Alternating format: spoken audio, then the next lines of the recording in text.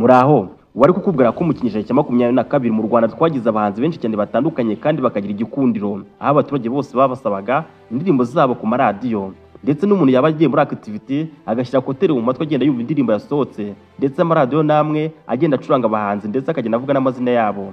Kuva mu mwaka kugeza mu mwaka wa 2018 u Rwanda twagize abahanzi benshi cyane batandukanye bagize igikundiro hirya no hino.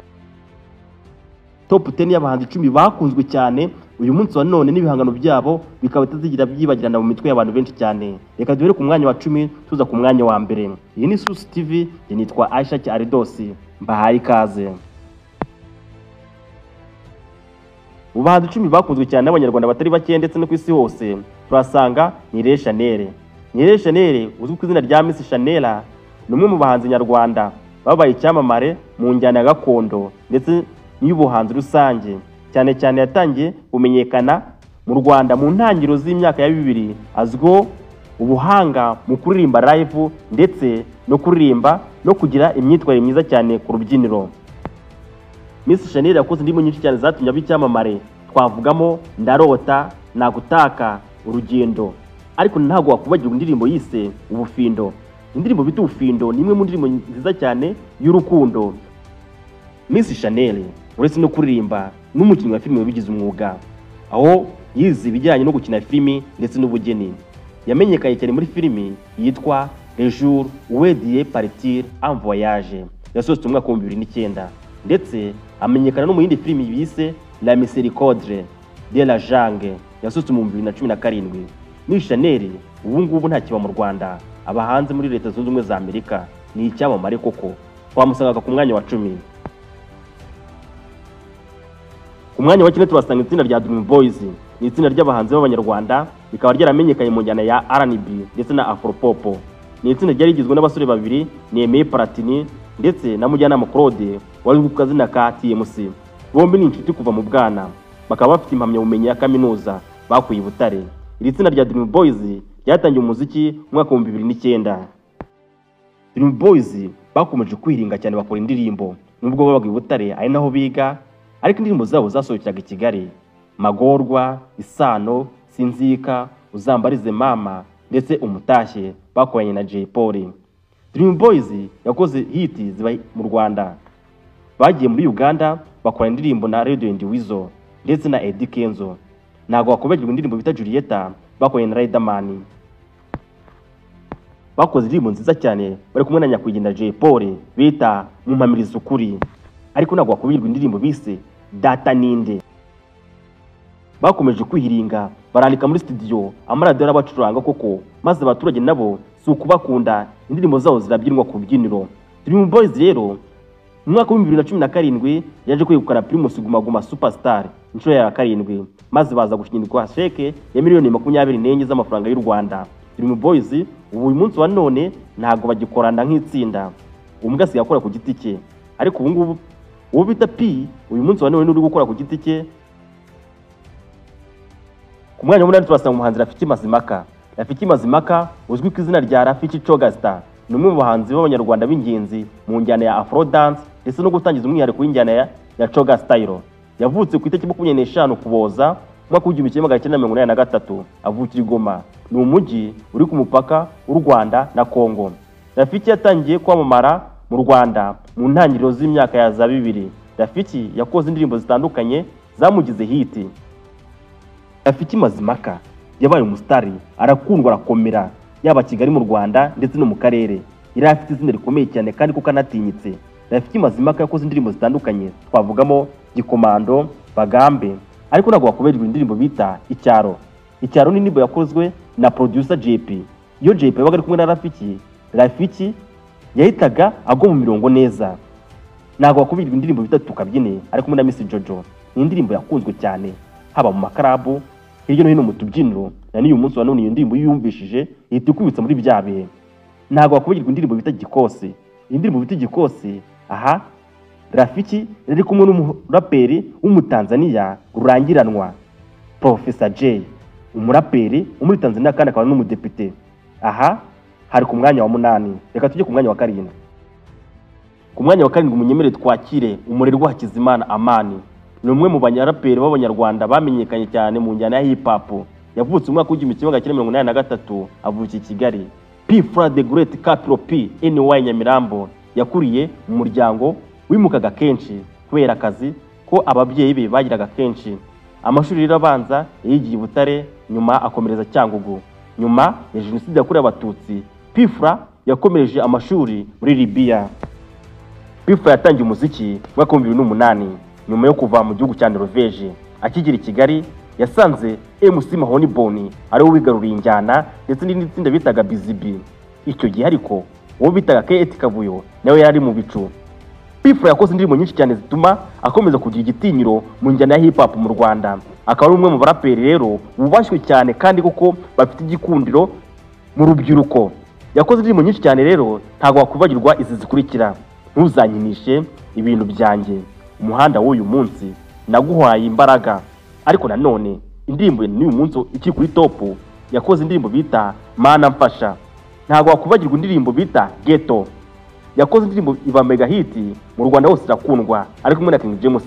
Iyo ndirimbo bayise Nisubiyeho. P-Fla Mafia Land aha ari ku mwanya wa 7. Ku mwanya wa 6 turasanga Butera Jeanne d'Arc Ingabire, umuhanzi uzwi ku izina rya Knowless. Knowless ni umwe mu bahanzi b'abagore b'icyitegererezo mu muziki nyarwanda. Yavutse ku itariki ya 1 Ukwakira mwaka w'1990, avuka mu karere ka Ruhango. Knowless amashuri abanza yayize muri Escaf Nyamirambo, ayisumbuye ayiga muri Aparude mu Ruhango ndetse apase i Kigali, aho yize ikoranabuhanga n'imicungire. Knowless ni umwe mu bahanzi bakoze hit cyane mu Rwanda, cyane cyane yabaga ari kuri stage ari ku rubyiniro, azi uburyo ukuntu aribyinamo ndetse n'abantu bakamukunda, cyane cyane urubyiruko, abasaza, abakecuru ndetse n'abanyamakuru benshi cyane bakundaga gukina indirimbo ze. Knowless yakoze hit cyane nyinshi mu Rwanda, yamenyekanye cyane mu njyana ya R&B, Afro Pop. Ni umwe mu bahanzi bandika bakaririmba indirimbo zabo bwite. Knowless yasohoye album nyinshi cyane zitandukanye. Muri izo album twavugamo Komeza yasohotse mu mwaka wa 2011, Uwo Ninde yasohotse mu mwaka wa 2013, Inzora yasohotse mu mwaka wa 2021. Yakoze indirimbo zabaye hit mu Rwanda ndetse no mu karere.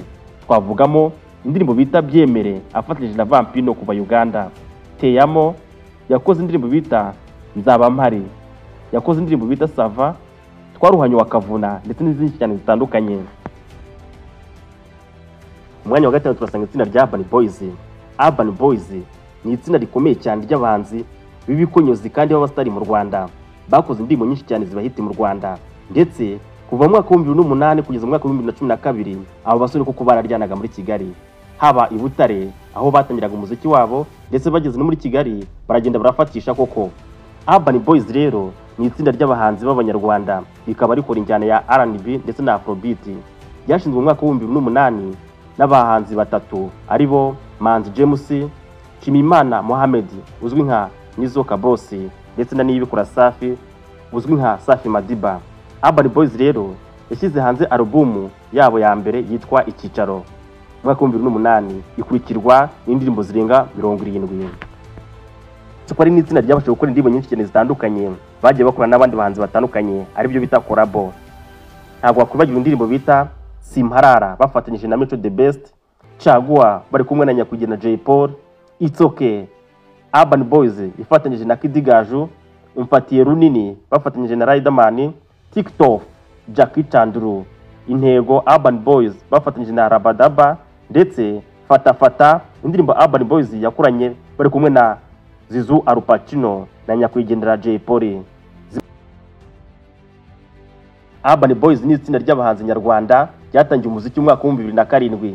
Ryatangiriye Huye i Butare aho bari bagize itsinda bahuriragamo mbere yuko kwimukira i Kigali ngo barusheho gutera imbere mu muziki. Mu rugendo rwabo rwa muzika, Urban Boys yakoze indirimbo nyinshi cyane zakunzwe ndetse bakoranye n'abahanzi mpuzamahanga yaba i Kigali mu Rwanda ndetse no mu karere. Twavugamo Jackie Chandru, Iyanya, Timaya, Radio and Wizo ndetse na Satibi. Nyuma y'igihe itsinda rikora umuziki nk'abahanzi batatu, Safi yafashe umwanzuro wo gutandukana n'itsinda, bituma Urban Boys hagarika gukora umuziki nk'itsinda ry'abantu batatu. ariko uyu munsi wa none basigaye bakora ari abantu babiri, nizo nta Humble Jizzo nibo bakorana, mu gihe Safi we aririmba kariyeri solo akaba aba muri Leta Zunze Ubumwe za Amerika. Ku mwanya wa kane munyemere twakire Tuyishime Joshua, amazina ye nyakuri mu buhanzi azwi nka Jay Polly. Jay Polly yavukiye Gikondo mu mujyi wa Kigali ku itariki 5 Nyakanga mwaka w'1988. Hari amakuru avuga ko ashobora kuba yaravukiye mu Kinigi mu karere ka Musanze, ariko benshi bamumenye nk'ukomoka i Kigali. Mu bwana bwe bivugwa ko yabaye Butare mu karere ka Huye, aho yakuriye mbere yo kwinjira mu muziki wa hip hop. Mbere yuko Jay Polly yinjira mu itsinda rya Tuff Gang, ni nyuma gato yuko Green P biganaga muri ishuri rya SK, aho batangiye gukorana indirimbo. Nyuma y'igihe gito bahuye na Bulldog maze bashinga itsinda rya Tuff Gang. Itsinda ryagize uruhare rukomeye mu guteza imbere injyana ya hip hop mu Rwanda. Nyuma yaho Fireman na P-Fla nabo binjiye muri Tuff Gang, bituma itsinda rirushaho gukomera no kwamamara mu Rwanda. Indirimbo zabo twavugamo Kwicuma, Sigaho, Umenya ko, Target ku mutwe ndetse n'izindi zatumye hip hop mu Rwanda ikomeza gutera imbere, ndetse urubyiruko rurabashagara. Indirimbo zirakundwa koko, baramamara hirya no hino. Ushobora guhakana ko urukwavu rwawe ruzi kwiruka, ariko rero ntiwahakana ko Jay Polly ari umwe mu baraperi u Rwanda rwagize kandi koko ntasubirwaho. Jay Polly yakoze indirimbo nyinshi cyane zitandukanye zatumye aba hit, yakize inyundo ikomeye ku muziki wa hip hop mu Rwanda. Yakoze ndetse akora n'abahanzi batandukanye indirimbo zakunzwe cyane mu mitima y'abantu benshi. Twavugamo Umusada ari kumwe na Young Grace, Ibwiza Iwacu afatanyije na Eric Mucyo, Mpamiriza Ukuri afatanyije na Dream Boys. Yakoze indirimbo yita Umupfumuzwi, Inkongoro y'Umushimuzi ari kumwe na groupe ya Tuff Gang. Yakoze indirimbo nziza cyane yita Day for Day, Ku Musenyi. Ntago wakubagirwa indirimbo yise Target ku mutwe, ariko indirimbo karundura y'ibihe byose kuri Jay Polly kandi inafite n'amateka, ndetse n'abanyarwanda bakomeza bibuka ku Jay Polly indirimbo bise Ndacyariho Ndahumeka. Aha hari ku mwanya wa kane. Reka tujye ku mwanya wa gatatu. Ninde uhari? Umuhanzi Jay Polly yitabye Imana ku itariki 2 Nzeri mwaka 2021 azize uburwayi. Yari amaranye iminsi aho yari arwari mu bitaro bya Muhima i Kigali. Yari afungiye muri gereza ya Mageragere akurikiranyweho icyaha cyo gukoresha ibiyobyabwenge. Yasize amateka akomeye mu muziki nyarwanda, ndetse hari na benshi bemeje ko Jay Polly ari we muraperi wa mbere mu Rwanda, umwe b'abaraperi bagize uruhare rukomeye mu guteza imbere hip hop nyarwanda. Ku mwanya wa gatatu munyemere twakira umuhanzi Gatsinze Emery, azwi cyane nka Riderman igisumizi. Riderman ni umwe mu baraperi bakomeye mu Rwanda, yatangiye umuziki mu myaka ya za 2000, akaba yaragize uruhare rukomeye mu guteza imbere injyana ya hip hop mu Rwanda. Yamenyekaye cyane mu ndirimbo zakunzwe, twavugamo Igihano, Umutekamutwe, Rutenderi, Umwana w'Umuhanda ndetse n'izindi. Yakoranye n'abandi bahanzi twavugamo nka Safi Madiba, bakoranye indirimbo bayita Nisame. Riderman yegukanye igihembo bitandukanye, harimo Primus Guma Guma Superstar mwaka wa 2013. Uretse kuba umuraperi, Riderman azwiho gukoresha ubusizi mu ndirimbo ze, aho yahuzaga hip hop n'umuco nyarwanda. Riderman yavutse mu mwaka w'1987, avukiye i Bujumbura ariko akurira mu Rwanda. Yatangiye umuziki muri za 2000, ariko mu mwaka wa 2006 ubwo yifatanyaga n'abandi bahanzi barimo Nek General ndetse no bitaga MIM, bashinga itsinda bitaga UTP Soldiers. Yakoze indirimbo nyinshi cyane zitandukanye, ariko ntabwo wakwibagirwa indirimbo yise Horo. Yakoze indirimbo bita Rutenderi, ni imwe mu ndirimbo zabashije kugira amateka.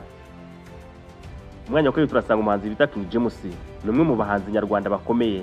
Yavutse ku itariki ya 2 Mata mwaka wa 1990, akaba ari mwene Contract Kazizi ndetse na Murihano Isaac. Yatangiye umuziki mu mwaka wa 2006, ariko indirimbo ye ya mbere Intinyi yayisohoye mu mwaka wa 2009. Yamenyekanye cyane binyuze mu ndirimbo zakunzwe nka Naratomboye, Umugisha, Birandenga ndetse n'izindi nyinshi.